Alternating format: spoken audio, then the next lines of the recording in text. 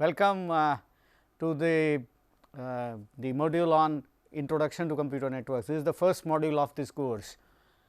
This course is about learning about computer networks. You probably have seen many networks around, probably every computer that you use, every mobile phone that you use is connected to something. So, that is something which is the thing today, the networks, and we will be learning about networks in this entire course.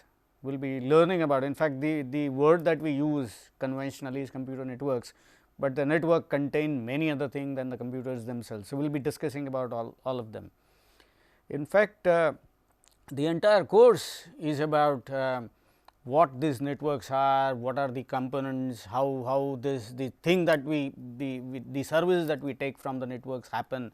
For example, downloading a video, uploading our post on the social media, or sending a WhatsApp message, or even calling over WhatsApp and all that. How things happen, what exactly is happening under the hood is all that discussed in this particular course. So, we will be looking at that in this particular course. In this course, we will be using two books as a reference major. Both are written by me and published by Oxford University Press. First is on computer networks and second is on DCN, data communication and networking. So, I will be referring both the books as reference 1 and reference 2, and you will be having details about both the books on our reference document as well. But this is common. So, that is why I referred to them both the books in the beginning. Okay, let us begin with our discussion. We begin with our discussion on something called daily objects of information exchange. For example, a music files that we upload and download, emails that we send every day, phone calls that we make, not only the phone calls that we make using a voice calling, but also using internet like Skype or WhatsApp call or other things. We write blogs, we read blogs, we comment on blogs, we get responses from blogs. These are the examples. We have remote database servers, we get a lot of information, for example, stock exchange and cricket scores and the things like whenever you open for example, a Cricinfo website, you will be able to see the latest score that is being displayed. How that score comes on the screen, actually it comes from the database, those remote database servers where the information is entered and it is displayed here. That information actually travels from that server to our screen and being displayed in fraction of a second. When you look at the stock market and if you pick up a website which displays the information on stock market, you probably have seen the stock market values changing, the share prices changing, and you will be able to see that thing instantly on your screen. So, those things are happening, and the reason Facebook posts that we type and we get comments on the likes and so on and so forth. We always do calls. In fact, recent change in the pattern is to call over internet using Skype and WhatsApp and things like. So, those are basically voice using packet exchange, and many a times is called VoIP or voice over internet protocol. So, all these things, if you look at all this, you will understand that there is something which connects all this. There is something which binds everything. This something which provides the services of all these services, and that is the network. We will be defining network much later. We will be learning about what network is from a layman's term in the beginning. So, when people start talking about networks, the internet is one type of network, the LAN that we have in our office is a network. A small network also exists in almost every home today. You have a small router where a BSNL router or some other router where you connect your laptop or mobile phones and get a Wi-Fi service and so on and so forth. These are examples of networks. So, whenever somebody starts talking about networks, you probably have seen many books on networks. If you have seen, it is fine. If I have seen many books on networks, almost every book begins with something on layers. A network is very complicated problem, and one of the simplest way to solve a very complicated problem is to divide and conquer. divide that problem into small pieces and solve each piece one after the other. So, this network itself is divided into pieces and it is being solved piece by piece, and these pieces, solution pieces, are known as layers. So, we will be discussing about layers in this particular module a bit. We will be extending our understanding much later, but we will just see what the layers are. As I said, it is basically policy of divide and conquer. You just have a huge complex job, you just divide that thing into pieces and pick up one piece, solve, pick up second piece and solve, and so on and so forth. Not only that, it is also possible once you have multiple pieces, x is solving piece 1, y is solving piece 2, and so on and so forth. There are multiple people solving different parts of the problem, and they are managed in such a way that eventually we get a complete solution together. Okay. So, that is what basically network is. So, the second slide talks about the layers and something that I already talked about. One very important thing is these layers are arranged in hierarchical fashion. Hierarchical means what? Hierarchical means that the topmost layer or topmost component takes services from the lower layer, it has to do something. So, allocate the job to lower layer, this layer gets the job done by assigning some job to layer beneath, and so on and so forth. So, we have every layer where the layer above is taking a service from that layer and layer below is providing some service. Why this is designed this way? Yes, there are reasons for doing it this way, but we will learn that thing later. In the beginning, we only understand that network itself is a complex thing and is divided into layers just to make sure that every single piece is solved independently and in a very simple fashion.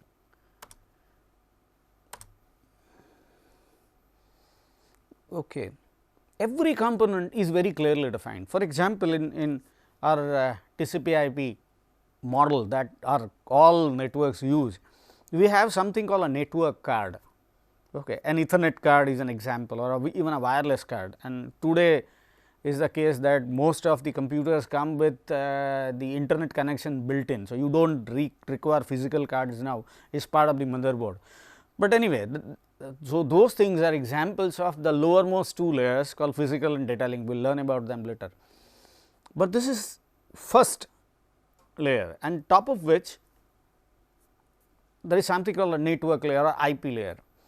Now, every layer's job is clearly defined.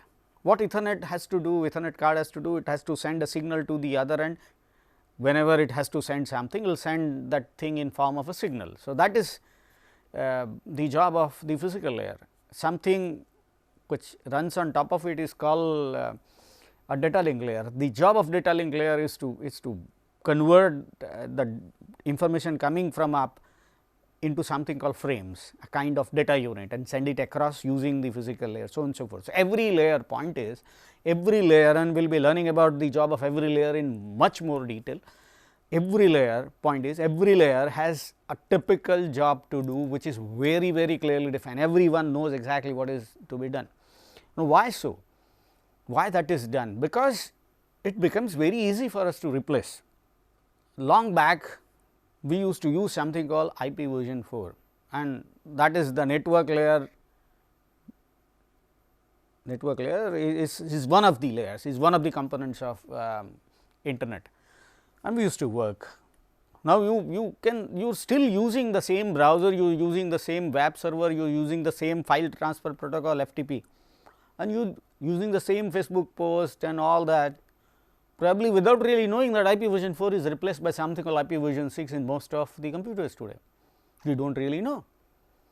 We can just continue working like we were. That is the biggest advantage of having these different layers. You just replace one layer and replace it by something else, and because it is very clearly defined what it has to do, if the new layer happens to do the same thing in the same fashion, we do not need to worry much. Okay. Other things will remain as it is. That is the first thing. Even the case of network cards, you have something called 1 GB network card today, which is very common. If you buy an Ethernet card, go out and market and get an Ethernet card, you probably will get 1 GB card. But then new cards have the capacity of 10 GB, and if you think yes, I should replace my network card, 1 GB network card with 10 GB, you can easily do it. Do you need to change anything else? Do you need to reinstall your TCP IP? Do you need to reinstall your browser or anything? Nothing.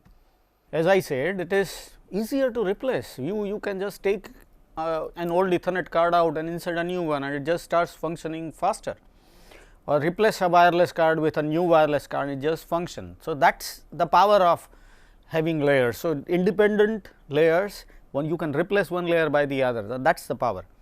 Second, next this thing, each layer is designed to provide a specific type of service. For example, the network layer or IP itself provides something called routing. Routing is a way of finding out way. For example, if I say I would like to download a file from www.microsoft.com. Now, I just type that thing. How do my computer know where is www.microsoft.com? It is maybe somewhere in US in a typical server that file is being stored, and that file is to be downloaded in my laptop. How will it find that?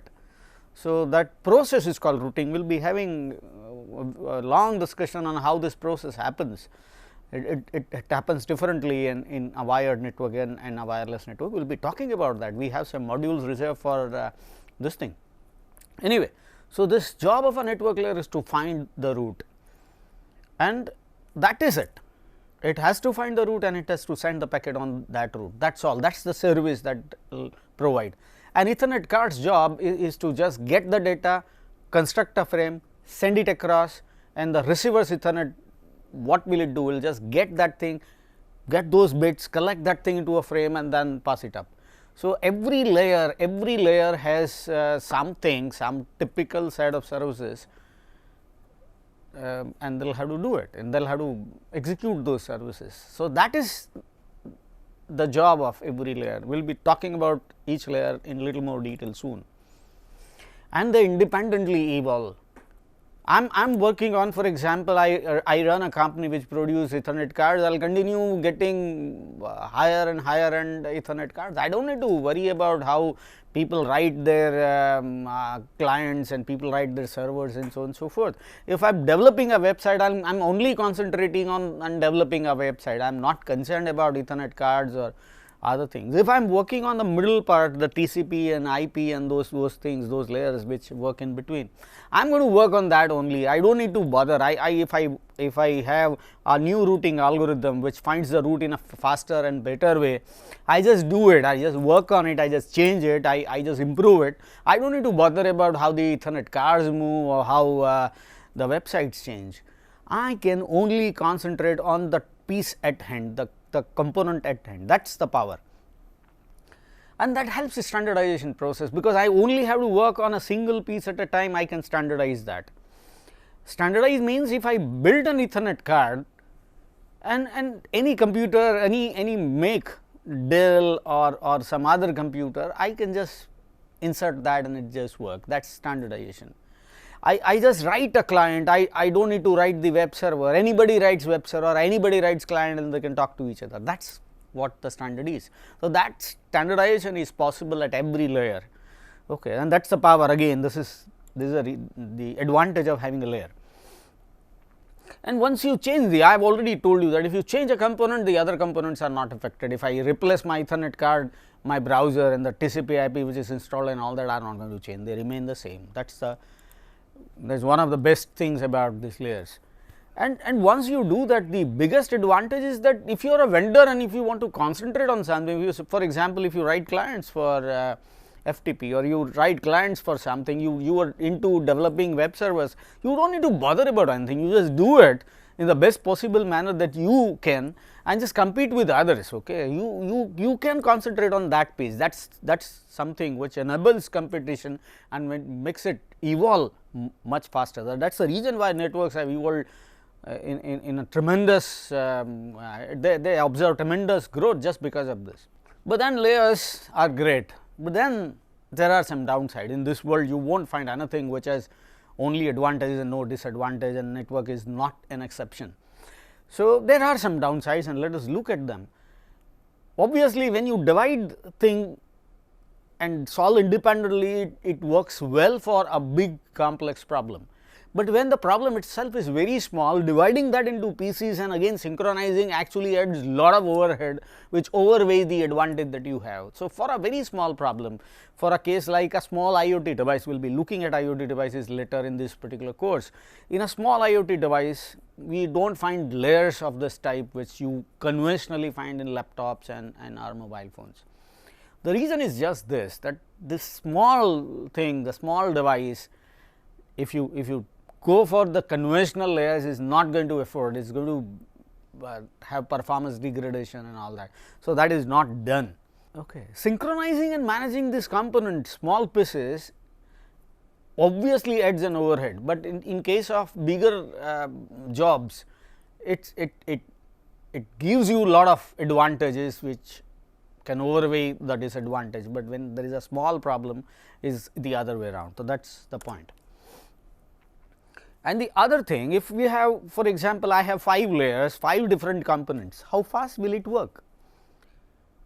For example, I have an Ethernet card which works at 10 MB per second or 10 GB per second, but then there is a network layer above it. That network layer cannot route packets faster than 10 MB.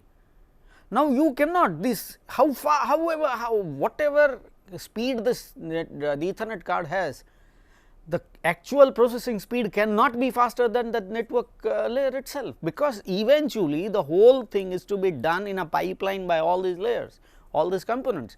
So, the slowest component speed is the speed that you observe in the network. Okay. So, the network is as slow as the slowest component, that is the point, slowest layer. Okay. Here there is an example, a data link layer, the Ethernet card can work only as fast as the network layer, or the network layer can work as fast as the transport layer which runs on top of it, or TCP layer, and TCP layer can run as fast as the application layer. That is what it is.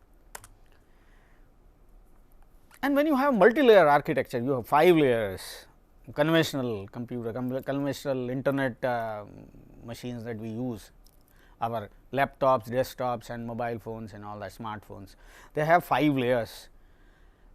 Now, this is a multi-layer architecture. When, for example, a packet comes from outside, it enters into the Ethernet card passes that thing up to the network layer or the IP layer, which passes it up to the TCP layer, and on TCP layer passes that thing up to the application layer. Once these things are to be passed, that information is to be copied from one layer to the other. This memory copying and all that is pretty slow operation. So, normally there are some shortcuts taken, but this inherently a very slow process. That means, multi-layer architecture is hindrance in getting faster performance. Okay. So, that is the other downside. Conventionally, 2 models are used for designing networks. In fact, the first one is from Open Systems Interconnection, which is basically a part of something called International Standards Organization, which you probably have heard about, which is basically standardizing thousands and thousands of things across the world. One of them is OSI, and the other one is called TCP IP model. I will just brief you about both these models a bit. OSI came later, TCP was developed actually, there was no model, some military people and some academicians wanted to have networks and they experimented and did something which is basically a TCP IP model. All of us are using the same thing even today. People from big companies, huge companies, IBM and Dell and DAC and many big companies got together to form and have a standard, and they call it OSI, and that did not really work. Why that did not work? You better look at our reference 1, the first book on computer networks by me. You better read that part. I am not going to elaborate on that right now, but that failed eventually. The TCP IP model, the other one, worked, and it worked well and is still working well. All of us are using that model. The slide talks about both these models, and you can see that OSI has 2 more additional layers called presentation and session, and they are no longer needed. Presentation is about diluting the differences between 2 machines. For example, if I have an if I store integer on my machine, in different form than the other, this presentation layer changes that to the recipient. That is a very small thing and normally done by the application layer. So, that is not really needed, even the session layer is not needed.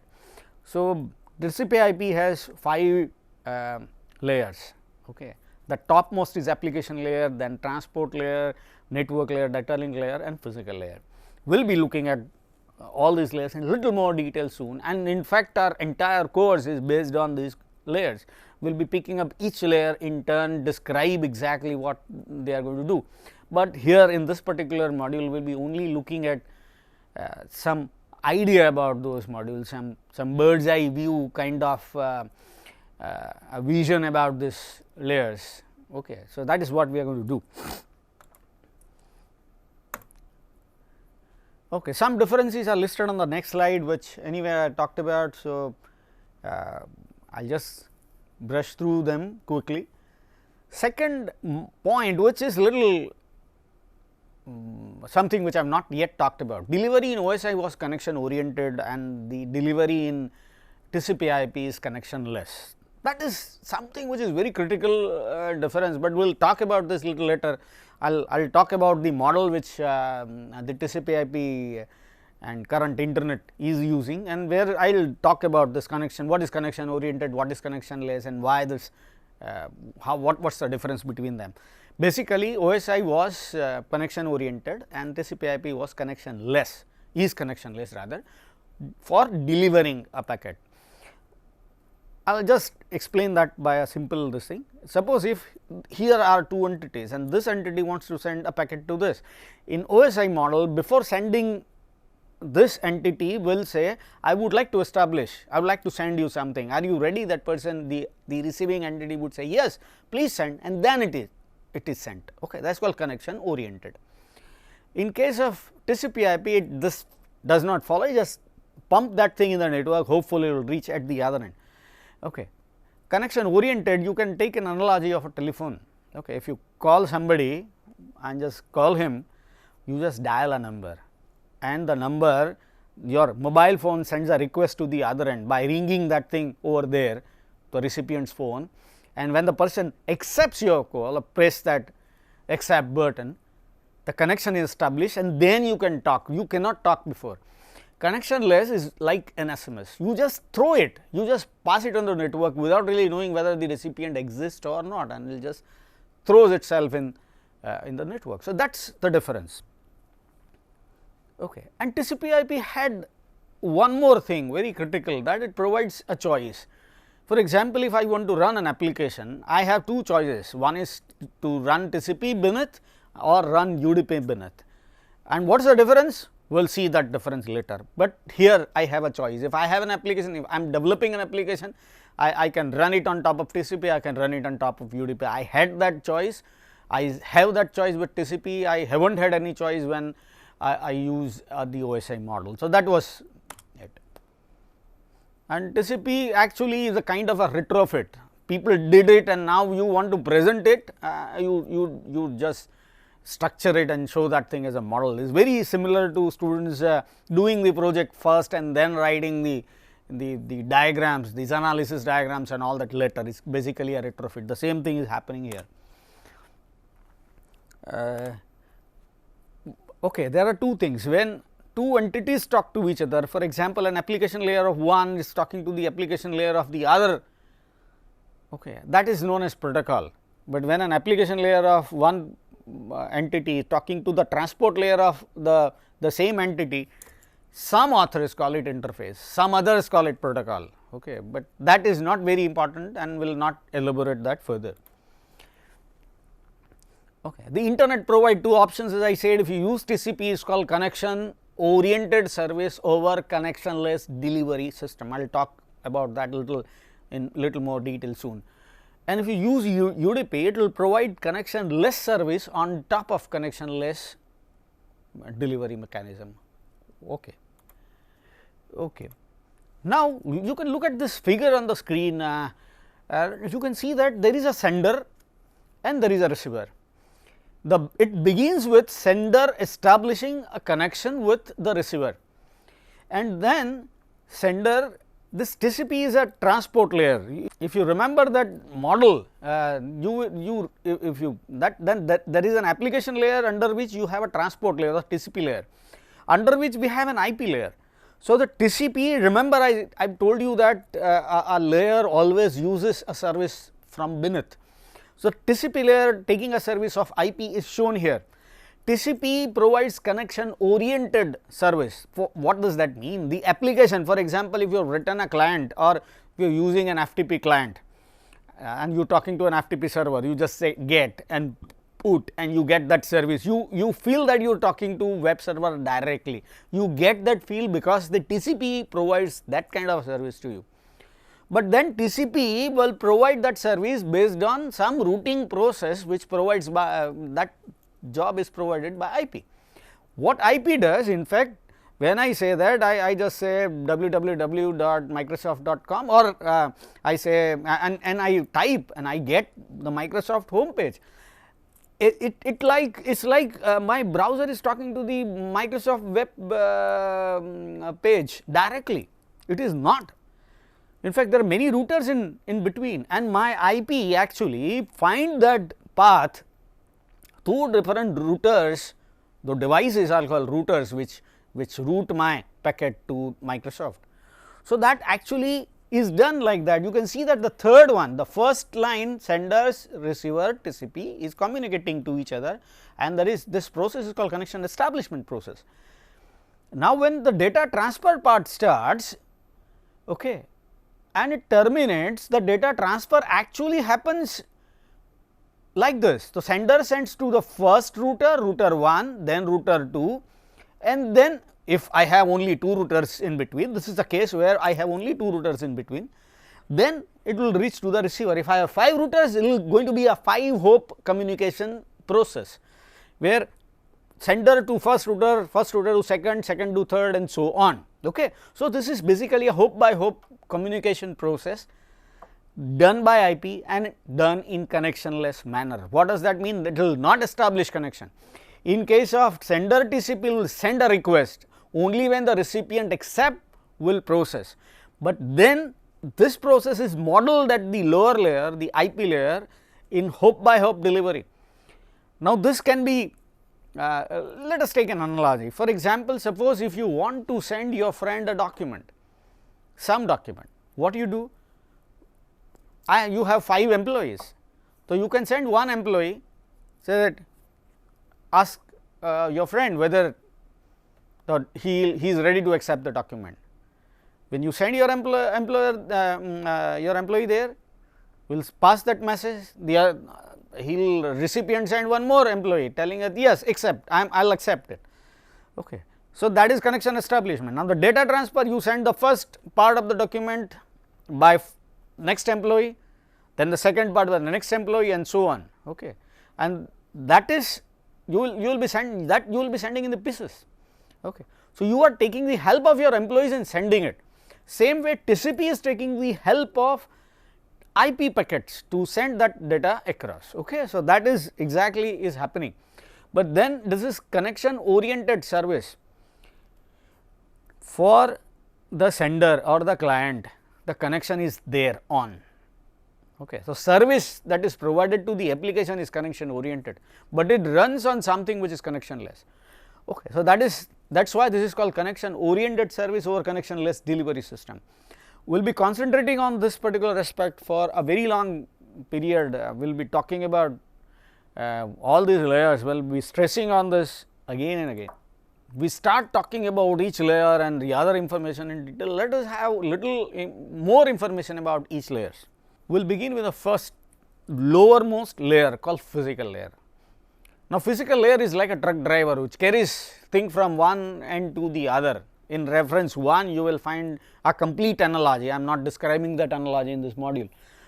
So, that is the job of a truck driver. So, you load something from here and it is unloaded at the other end. 2 Ethernet cards talking to each other, this Ethernet card load the wire with bunch of bits, those bits carry, and that truck is called frame. So, that frame, it is loaded here, sent across at this place, it will just take that data from the Ethernet card at the receivers and take that data and pass it up. So, that is the job. But how you send data, how you send bit on a wire? In fact, wire cannot carry a bit. So, how you do it? So, the bits are to be converted into some kind of signals that can be carried over that wire. So, that is the point, that is the job of the physical layer. The job of a physical layer is to convert those bits into signals, send them across, and the other end convert those signals back into bits. Okay. So, basically it does not know anything, you are sending a customer name or your own biodata or whatever, the Ethernet card does not really know what it is sending. It only knows that I am sending 101100 whatever, and we only knows that how to convert that 1, maybe it is converting 1 into +5, 0 into -5 and -5 volt and so on. We will just continue doing that. The other end, this Ethernet card get those values and convert that thing back on as bits. Okay. So, that is the job of physical layer. How this thing is done, what kind of conventions are used for converting bits into signals and all that is a science in itself. Okay. That is known as data communication, and there are many books available. The reference to which I talked about, the second book that I wrote, talks a bit on that as well, which we are not going to cover in this particular course. If you are interested in learning more about, you better look at that reference. There are many other good books available, so you can go to your library and find out. Okay. The second part. So, this is the lowermost layer's job, the physical layer's job, which can send the bits across in form of signals. Okay. That is the job of physical layer. The data link layer or the layer on top of it does what? Once it gets something, okay, and what it is getting something from top. Suppose if you are sending a URL and getting a web page, okay. So, URL is something that is coming here. Okay. So, the data link layer gets something from up. So, once it gets something, it will not just send thing at the other end, would like to make sure that the things which are sent are properly sent. That is the first job of data link layer. How it ensures that? What it will just put the data, we just calculate something on the basis of that data and add that thing at the other end, at the end of that frame, and that is what I have told you, it is called frame. And this value is based on this particular frame content. Now, once it is done, the additional part which is calculated on the basis of the data is very helpful in finding out if there is something wrong. Okay. For example, I have got some data 1013, 10111110 something, I calculate something based on this. For example, I just calculate number of ones and write that thing in the binary form here, something like that, and I just send it at the other end. When the receiver receives it, it looks at the data, calculate number of ones and match, check, try to see if it is matching. If it is matching, it understands that the data is intact. But if something happens in midway and the data changes, it will not match and will realize that there is something wrong. So, this additional data handling part, the error handling part is managed by data link layer. That is the biggest job data link layer is doing, and how it does that, again it is a science in itself. We will be looking at that in more detail later. We are just throwing some light on the basic functionality of every layer. So, remember what is the job of data link layer? Let me repeat that. The data is coming from up, we will add something, okay, which is going to help detect the receiver, find out if the data is corrupted in between or not. Okay. So, that is the basic job of data link layer. There is one more job. Many a times it is possible that the sender is sending faster than the receiver can receive. For example, if the sender is sending at 1 GB per second and receiver cannot process data at 1 GB per second, what will happen? Some of the data will be lost because the receiver cannot manage it, just cannot accept, will be swamped by the flood of incoming packets. So, we will have to go down, and we do not want this to happen. So, this two Ethernet cards actually, when this Ethernet card is sending faster than this Ethernet card will tell, oh please stop, please slow down, kind of. Okay. That is called flow control. How that happens we will see, but this is a very critical job of a data link layer. Make sure that the slow receiver is not swamped by the fast sender. Okay. So, that these two things, error handling and flow control, are two basic jobs of data link layer. The network layer, I have already told you that this network layer is very crucial for finding the path from sender to the receiver, and the internet that we are used to actually is made up of routers. So, you can see on the screen that there are two machines A and B, and there are some routers around, okay. And it will have to find, whenever you send a packet, that packet will have to find its path from A to B, okay. How it does is the job of network layer. How network layer does this? Network layer, in short, every router actually communicate information about everything that they know about. So, if for example, R4 know that B is just one hop away from it, it will tell others R1, R5 and R3 which are directly connected to say there is a network called B which is very near to me, okay, directly connected. So, if there is any data about B, you can give it to me. And R1 also spreads that information to others including A. So, A knows, in fact, A has that idea that if I have to send something to B, I have two neighbors R1, R2 and R5, but the best one is R1. So, I should give it to R1. So, R1 will be able to deliver it to B in a fastest and optimal path, okay. So, on the optimal path. So, that is how it decides and use, but network layer does this. And though there are two jobs a network layer should do basically.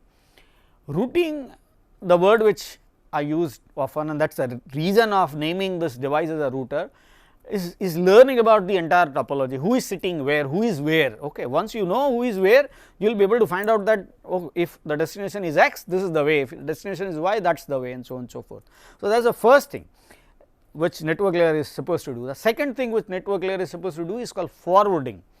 So, once you know, and once you know the best path, for example, A gives data about B to R1, the R1 will have to pass it to R2, okay. It has to do it, and that process is called forwarding. You may think that routing, which requires you to know who is sitting where, it is more complex than forwarding, is not exactly the case. Forwarding is very complex because it has to happen in real time. It has to, for example, there is a router from Cisco called CRS3, and that provides speed about 322 gigabits per second, sorry, terabits per second.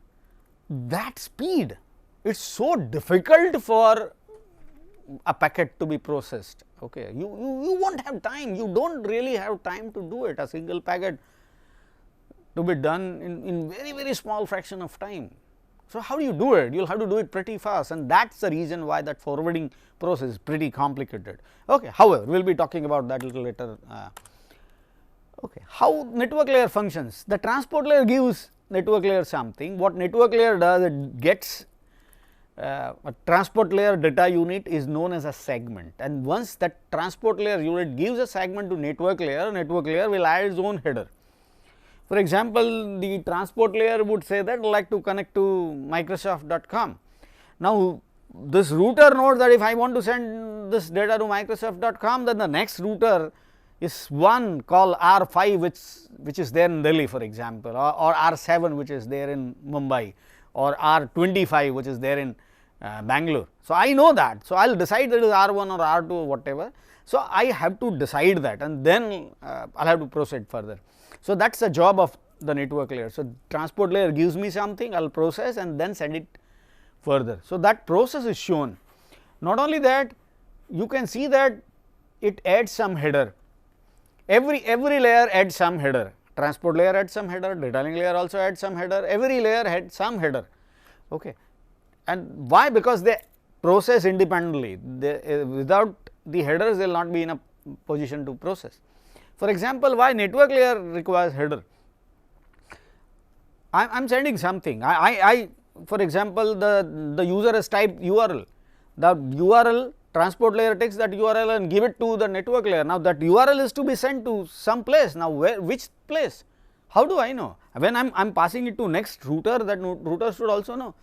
User already provided something called www.microsoft.com, and I get an IP address of it. IP address is the name or the number associated with the machine which runs that website. So, I have that number which identifies the machine where the website exists. So, this number is very important. So, this network layer, what does it do? Will add that IP address. That IP address will have the next router to know, oh, this is this IP address and it should go in that direction, okay. So, that called receiver's IP address, which is very critical part of network layer header. Similarly, you have a sender's IP address. You will be surprised what is the purpose of sender's IP address, because whenever receiver receives this packet, will have to respond back saying that yes, I have got this packet. So, and maybe able to respond back if need be. So, that is why you need a sender's IP address also. There are many other things, will not be talking about that here, but then there is a header which is there, which help it find out the way to the exact recipient. Okay, so that is what it does, and whenever it comes to an intermediary, remember this happens, this process happens at every router. Every router takes a decision where to send this packet. Okay. So, for example, when I type www.microsoft.com, it will go to, from my machine, it will go to some server, maybe a server residing at Mumbai, and that will decide whether to send it to Karachi or send it to Singapore, based on where the web server is located. And then from Singapore, it might go to Malaysia or some other place. That job is the network layer's job. Every intermediary will look at the destination IP address and decide the next path, and this is called autonomy of routers. And remember why this and this is very critical. This autonomy of routers is needed because it is quite possible that the path may no longer be there. For example, there is a line from Mumbai to Singapore which is down. So, the Mumbai server is aware of it, I am not aware of it. When I send it to Mumbai server, it will know that this line is down, so it will try some other route, probably sending it to Bangalore and some other place. So, that is called autonomy of routers, and because of that, connectionless delivery is assumed here. Okay, so we do not establish the complete path, we do not have that connection oriented and service here. Okay, so that is network layer functioning. How routing happens at network layer is also shown. Whenever a packet is received at any, for example, it is there on whenever I send, it goes to, for example, the Mumbai server, look at the destination address. Okay, that is the first one, the network ID, look at the destination address, we will find out what is the next address, where to send. If this is Singapore, then it should be sent there, it is from for say Gulf country, it should be sent to Karachi and so on and so forth. So, you will have that table which tells for a given destination what is the next router to send, what is the next destination, that thing. And every router is connected to multiple connections, and those connections are known as interface, and usually you have few interfaces 1, 2, 5, 10, 15, depends. So, okay, it says that if this is the destination, it is to be sent here, and that packet should go to this interface, interface number 1, interface number 5, whatever. Okay. So, this routing table usually, and it actually in real terms it contains many other values, but these 3 values are major for us. So, the job of routing happens based on the job of router. I have told you there are 2 things, one to learn about who is where, and the output of that is this routing table, and the second is forwarding. Okay. So, whenever a packet comes, it has to look at the routing table and find out the next router and send it across. So, these 2 things are happening here. Okay. So, how it happens? It extracts the receiver's address, and once he gets the receiver's address, he will match that thing in the routing table and find out what is the next destination. Okay. So, that is shown in the next slide. Okay. Routing between different networks is also possible, sender of network, and there may be, see there are networks which can be of wired, which can be of wireless types, which can be even wireless networks are different. I am using my mobile ISP's network and somebody else is using a Wi-Fi network and so on and so forth. The wireless networks also are not of the same type. So, that is it. In fact, it is allowed, and you can, in fact, it is happening. You are sending, if you are using for example, you are accessing mobile, your mail using mobile or your desktop or laptop, you probably have not seen any difference. The reason is that yes, the services are provided irrespective of whatever the physical network that you use, and that is it here. Okay. So, routing between different networks is also possible. Okay. So, that is done, and network layer can provide you that. How it does, we will study later, but it is very critical for you to understand that network layer does not impose any restrictions on the type of network that we use here. Okay. The next layer on top of the network layer is transport layer. The transport layer's job is from sender to receiver, it communicates. Remember TCP with and takes IP connection oriented service over connectionless network, connectionless delivery mechanism. So, my client is the sender and the receiver may be a server. So, if I am using an FTP, so I say put file name. So, that packet 1 is sent and the response will come back. And TCP also, because it provides connection oriented service, is also reliable service. So, what will it do? Suppose if user types that URL when it is accessing some website, types the URL and say enter. Now, TCP will take that URL, build something called TCP header and send it, give it to IP for delivering it at the other end. Remember IP is connectionless, so it will not guarantee delivery. But what will TCP do? Will send that thing and remember that it has sent and wait for some time. And after that time, it understands that this packet probably is lost, because I have not got the response back from the receiver's TCP. But it does not get that, okay, retransmit. It is called sending that packet again. Okay. So, that is being sent. You can see in the slide that it is being resent. Okay. Once you send, you will get the response. Okay. And once you get the response, you understand, it is called ACK or acknowledgement. You understand that the information is sent clearly, and you can tell the application layer that this is sent, done. So, you provide connection oriented service. It is quite possible that the acknowledgement is lost, it is also possible that the packet itself is lost. In both cases, TCP will be able to retransmit, send that data and make sure that the data is received at the other end in intact form in the same order.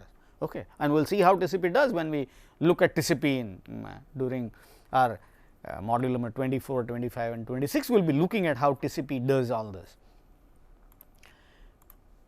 The topmost layer is the application layer. Application layer is where our applications like browser, web servers, FTP client, FTP servers all interact. Okay. And that is why this layer is very critical, because at the one end is the user who is interacting with it, at the lower end is the TCP or the transport layer which is doing it.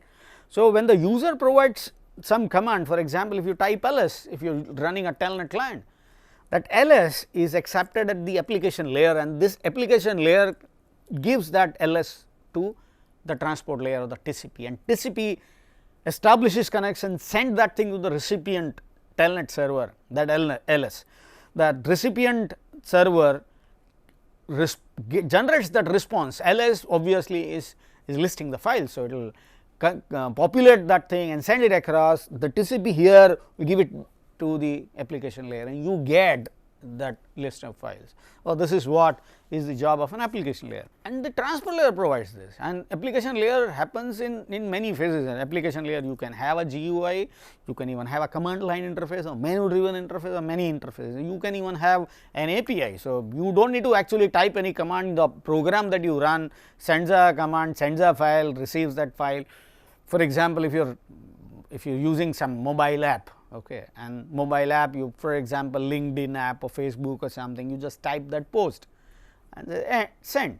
Now, you are not writing any FTP command yourself, or you are not typing any URL or anything. That application calls that API and do that. So, application layer you have multiple interfaces, GUI, menu driven and all this. Okay. With that, we will come to an end of this discussion about all these layers.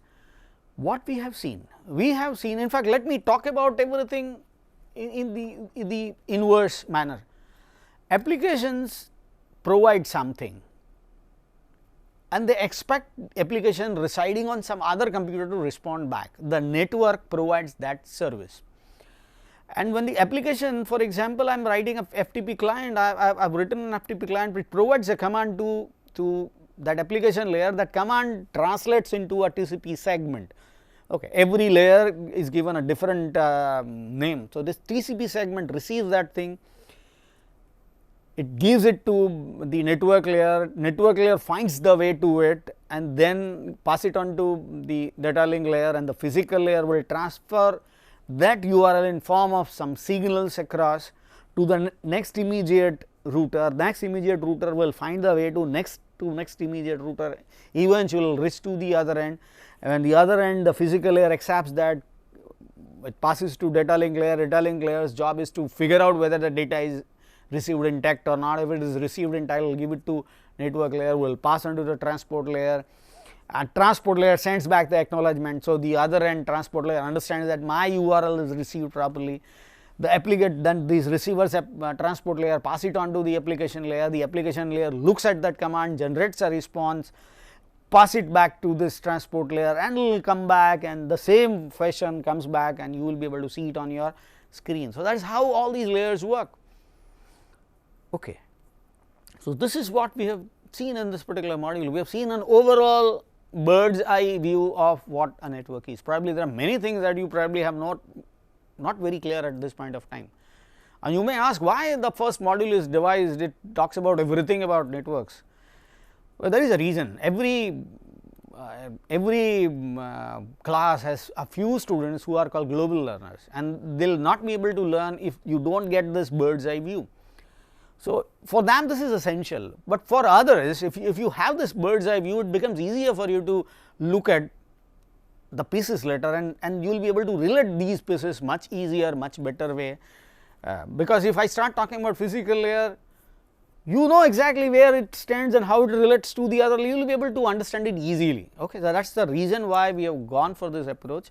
I hope you get that thing right. With that, we will come to an end of this module. Thank you all, friends.